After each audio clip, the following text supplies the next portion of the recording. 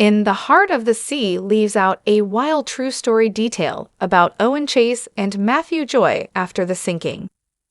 Ron Howard's 2015 drama In the Heart of the Sea tackles the true story of the 1820 sinking of the whaling ship Essex, but leaves out some unexpected developments after the survivors' rescue.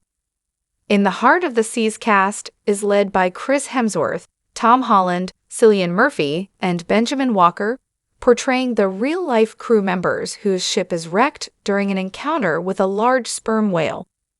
For those who survive the initial wreck, their journey to rescue is a harrowing ordeal that results in cannibalism, with the men later still being haunted by these experiences at sea.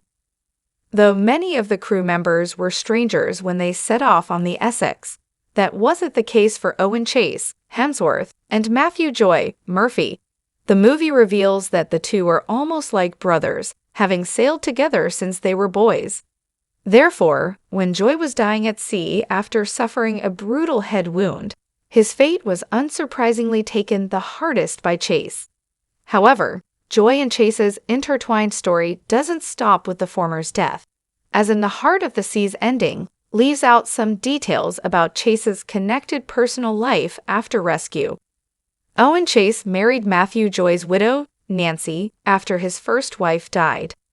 When Thomas Nickerson is explaining to Herman Melville what happened to the other survivors, he doesn't tell the Moby Dick author that Owen Chase went on to marry Matthew Joy's widow via Nantucket Historical Association.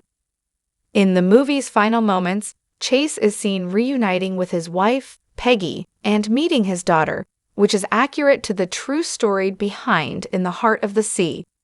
However, Peggy ended up dying just a few years after he returned home, with Chase then marrying Matthew Joy's widow, Nancy Joy, less than a year later. Since the main hero marrying his dead best friend's wife shortly after his own wife's death isn't quite the poignant and inspirational ending that In the Heart of the Sea was going for, it makes sense that this detail was omitted from the movie.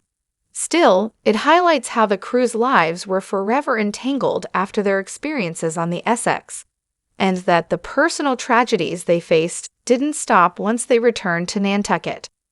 Sadly, Chase would lose his second wife about 8 years later, as Nancy Joy died a few weeks after giving birth to their daughter in 1833. Owen Chase also later sailed with Matthew Joy's brother Reuben.